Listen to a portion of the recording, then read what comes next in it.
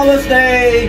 602 na tayo at meron nga tayong 5 basic pattern dito. Ang counting natin dito ay 1 yana, 2 yana, 3 yana, 4 and medyo nahihirapan ako sa mga pattern nito, pero try natin na ma-share din. Baka sakaling may magustuhan din kayo at sakaling gawan nyo din ang sarili nyong version ng video nyo na tama. Dahil nga ito inaaral ko pa lang din. Kung hindi man natama, may mali ako nagagawa, ay pagpasensyahan nyo na, at dahil tayo inaaral lang natin itong mga pattern nito.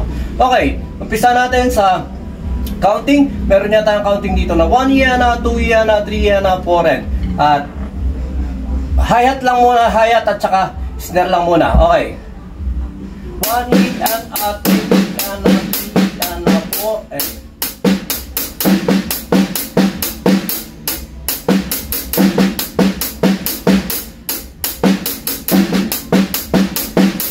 okay, ngayon sasabayin na natin yung kick.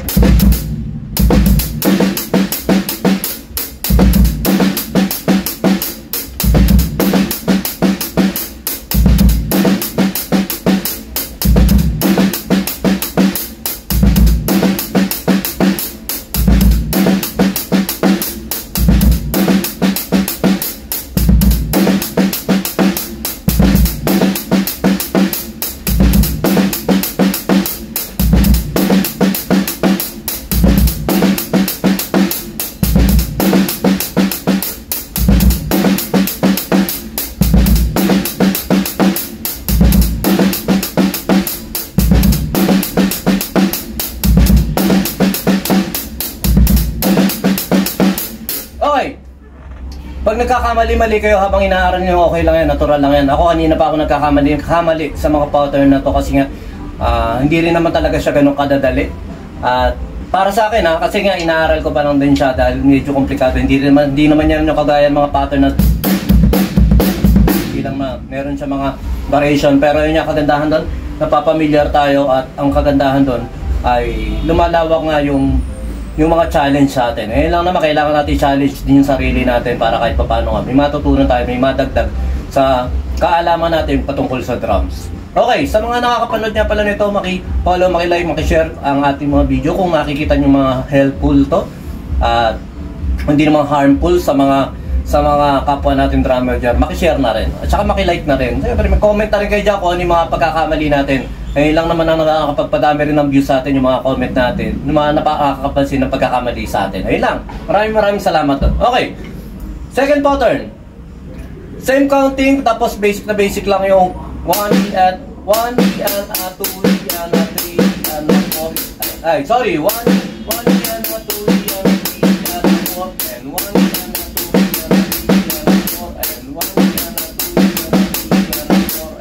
Tapos yung take lang natin. Okay, para kahit pa paano nga meron tayong mga idea. Okay, second pattern.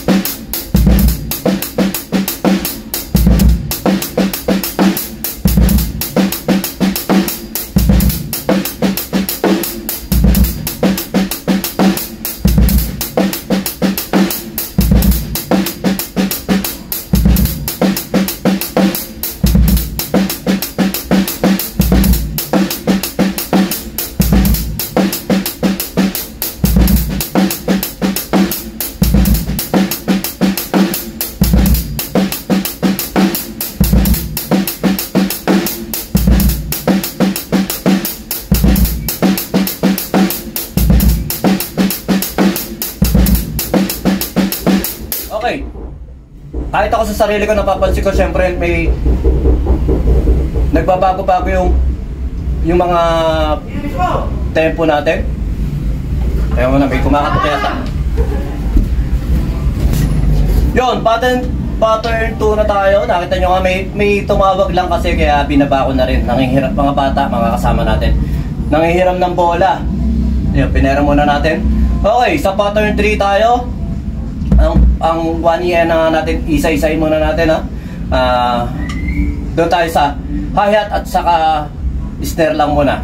1E and a 2E, 1E and a 2E and a 3E and a 4 and 1E and a 2E and a 4 and 1E and a 2E and a 3E and a 4 and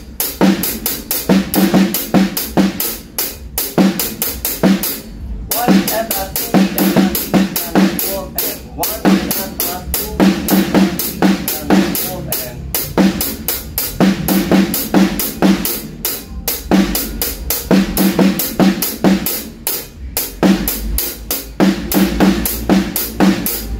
okay. Tapos yung sa 1E na natin, sakit lang natin yung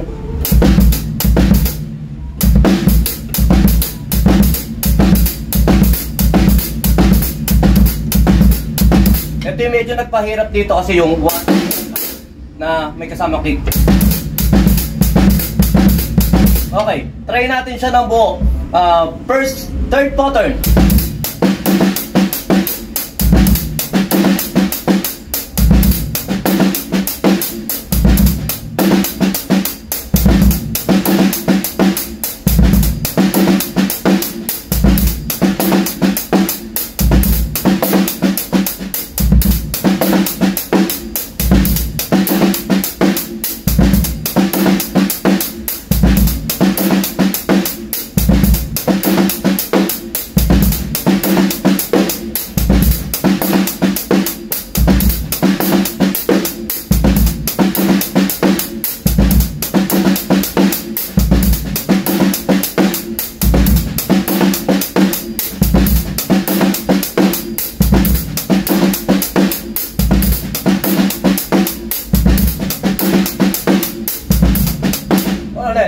Yan, medyo na kung ano-ano kasi pumapasok sa isip ko na nakaka-distract sa atin dito. Pero yun lang, reasoning nga, ganyan na experience. Ang bira kasi, habang nagpe-play ako, may pumapasok sa isip ko kasi nga nangiram ng mga bola, mga bata, tapos pumapasok, may event ako sa linggo, na ganyan. Kaya minsan kailangan talaga natin focus, discipline na talaga. Okay, pattern 3. Ulit.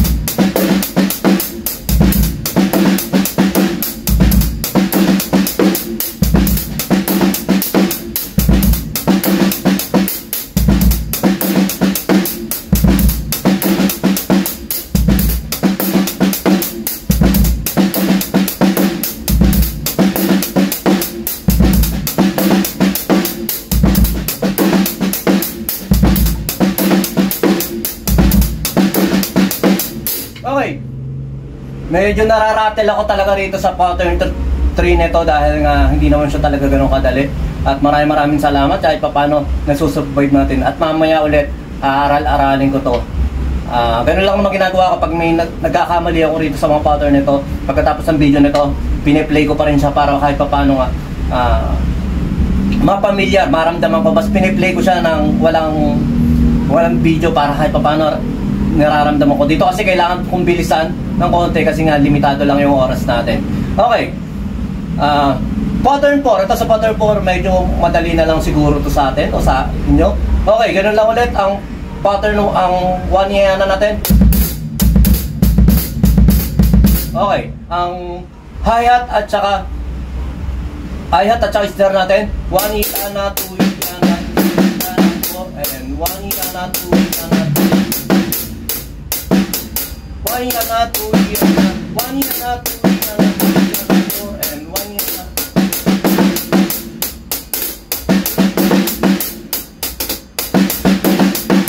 Okay, pagsabay na natin. Pattern 4.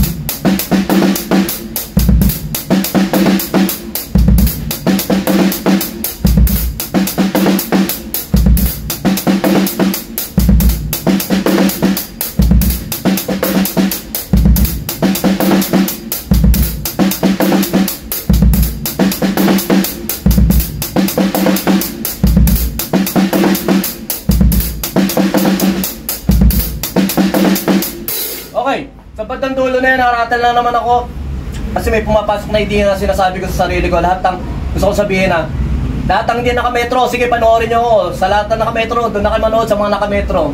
Yung gano'n lang. May mga idea kasi nga na nakikita nyo, pabilis-bilis ako, pabagal-bagal ako. Kasi nga, pag nararamdaman ko ng komportable ako, tinatry ko siya ng mabilis. At wala naman tayong metro nga. Kaya nga sa mga manonood dyan, hanggang madidisiplinin nyo yung sarili nyo, hanggang bata pa kayo, try nyo gumamit ng metronome. Ayan ay inaaral ko ngayon ang paggamit ng metronome sa drums. Okay, pattern 5, last pattern. Ang pattern niya natin dito ay ang counting natin dito 1 iana, 2 iana, 3 iana, 4 and at sa hi-hat at saka snare ulit natin 1 iana, 2 iana, 3 1 iana, 2 iana, 4 and 1 iana, 2 iana, 4 and 1 iana, 2 iana, 4 and okay, pagsabay na natin siya.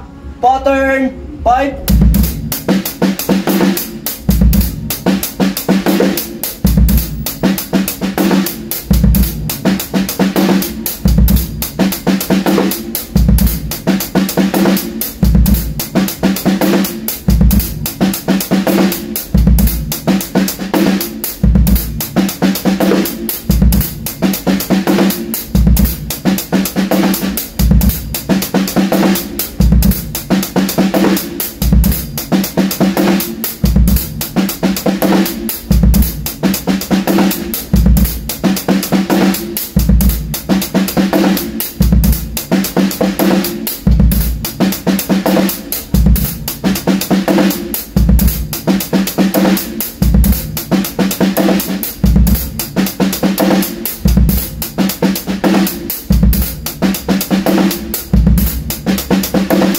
Okay, medyo kahit pa paano naman nagawa natin itong pattern 5 at ayun lang kagandahan doon, basta try nyo lang ng try at baka magawa natin. At saka yun, maganda rin ito i-play ng sabay-sabay,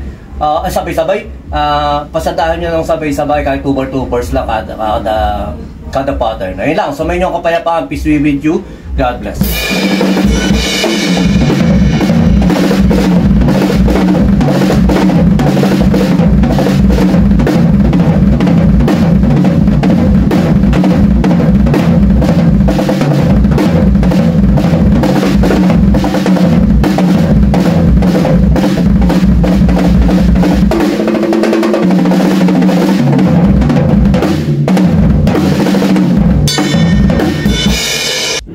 BJAM Lights and Sounds. Yun mga boss, baka may mga upcoming events kayo dyan na nangangailangan ng lights and sounds, band equipments o full band acoustic band. PM lang po kayo sa amin. Pwede po namin kayo matulungan sa lahat ng klase ng okasyon, gaya nga ng birthday, kasal, binyag at party. PM lang po kayo sa page namin sa BJAM Lights and Sounds at pwede nyo rin po kami makontak sa number na 0935-311-7520. At yun, maraming salamat din sa mga kaibigan natin at mga repeat client natin na nagla-like, nag-share at nagpa-follow syempre sa aming page na BJAM Lights and Sounds at sa YouTube channel din po natin. Maraming salamat. At yun, maraming salamat sa patuloy na pag-like, pag-follow, pag-comment nyo rin po syempre sa aming page at sa mga posts namin. Yun, maraming salamat. Yun lang, sa may inyong kapayapaan, peace be with you, God bless.